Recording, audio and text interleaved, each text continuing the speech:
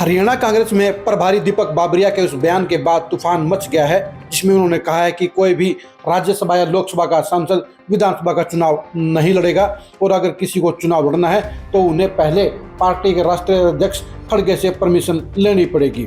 इस बयान को साफ तौर पर केंद्रीय मंत्री रही कुमारी शैलजा और राज्यसभा सांसद रणदीप सुरजेवाला के खिलाफ बयान माना जा रहा है, क्योंकि साफ तौर पर यह कहा जा सकता है कि दोनों ही नेता विधानसभा चुनाव की तैयारी कर रहे हैं। ऐसे में बाबरिया का ये कहना कि किसी भी सांसद को परमिशन नहीं दी जाएगी तो उससे जाहिर हो जाता है कि यह बयान किसी और के लिए नहीं है बल्कि इन दोनों नेताओं के खिलाफ है। इन दोनों नेताओं के खिलाफ बाबरिया किस तरह से प्लान वे में काम कर रहे हैं, उसको जानने के लिए आप आज की एक खरी खबर जरूर सुनिए।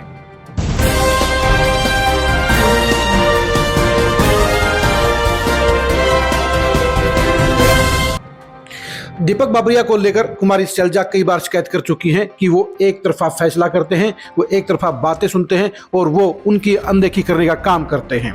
जी हाँ, जब से दीपक बाबरिया हरियाणा के प्रभारी बने हैं तब से रणदीप सुरजेवाला, कुमारी शैलजा, किरण चौधरी सभी को उनसे शिकायत रही है। कैप्टन अजय यादव भी उनके प्रति शिकायत करने वाले नेताओं में शामिल रहे हैं। अब विधानसभा चुनाव को लेकर भूपेंद्र हुड्डा और कुमारी शैलजा के अलावा रणदीप सुरजेवाला की भी सीएम पद को लेकर दावेदारी है। भूपेंद्र हुड्डा अपने बेटे दीपेंद्र हुड्डा को हरियाणा का मुख्यमंत्री बनाना चाहते हैं और वो साफ तौर पर ऐलान कर चुके हैं कि वो अपनी जिंदगी की आखिरी सियासी लड़ाई लड़ रहे हैं और इसमें उनके सभी समर्थकों से उन्होंने सहयोग भी मांगा है। कुमारी शैलजा हरियाणा की सेवा करने की, हरियाणा की पॉलिटिक्स करने की बात कह चुकी हैं। वो लोकसभा चुनाव से पहले ही ये बात कह चुकी हैं कि वो विधानसभा का चुनाव लड़ना चाहती हैं। वो लोकसभा का चुनाव नहीं लड़ना चाहती थी, लेकिन हाईकमान के आदेश पर उन्होंने लोकसभा का चुनाव लड़ा और सिरसा से बड़े वोटों के साथ सांसद बनी।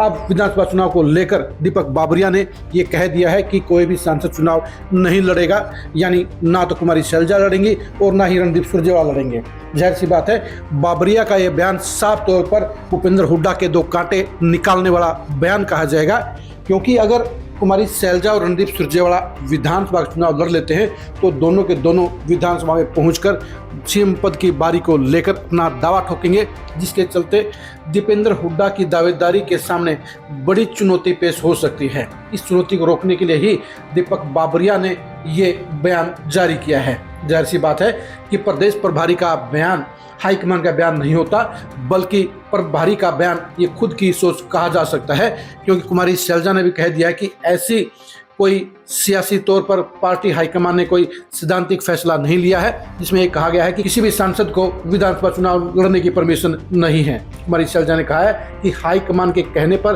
उन्होंने लोकसभा का चुनाव लड़ा था और अब उन्हीं से इजाज़त लेकर वो विधानसभा का चुनाव लड़ेंगी। उनकी चुनाव की तैयारी पूरी है और वो अब हरियाणा के जनता की सेवा करना चाहती हैं, यानी केंद्र की पॉलिटिक्स के बजाय अब कुमारी शैलजा का फोकस हरियाणा की पॉलिटिक्स पर है और इसलिए वो उकलाना से विधानसभा के चुनाव की तैयारी भी कर रहे हैं।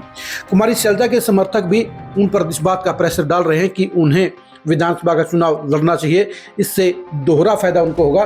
पहला फायदा ये होगा कि उनके समर्थक प्रत्याशियों को चुनाव जीतने में आसानी होगी और दूसरा फायदा ये होगा कि वो विधायक बनने के बाद पहले ही दौर में सीएम पद की दावेदारी ठोक पाएंगी, क्योंकि अगर वो विधायक नहीं बनेंगी तब सीएम पद के प्रत्याशी के चयन को लेकर उनके नाम के विधायकों को लेकर ही ये तय हो पाएगा कि उनकी दावेदारी मजबूत होगी या कमज़ोर होगी।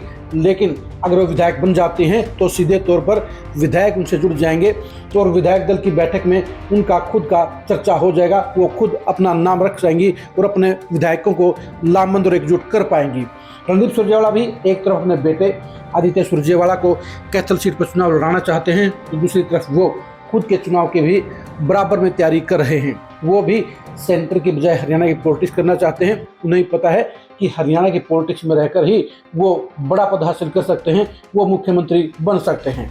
दोनों नेताओं को लगता है कि इस बार कांग्रेस को बम्पर सीटें मिलेंगी, जिसके चलते 2005 वाला इतिहास अब 2024 में दोहराया जा सकता है। यानी जिस तरह से 2005 में विधायकों का पूरा समर्थन होने के बावजूद भजनलाल मुख्यमंत्री बनने से रह गए थे, उसी तरह इस बार भी विधायकों की बड़ी संख्या आने के बाद भूपेंद्र हुड्डा फैमिली को सीएम की कुर्सी से दूर रखा जा सकता है।